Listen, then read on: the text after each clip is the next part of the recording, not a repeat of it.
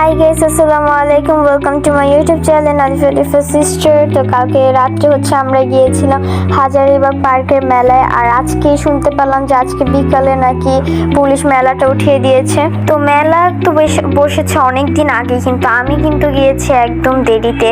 আর আজকে যেহেতু মেলাটা উঠিয়ে দিয়েছে, ভালো হয়েছে যে আমি কালকে গিয়ে এসেছিলাম, না হলে তো আমার আফসোসের কোনো শেষই থাকতো না।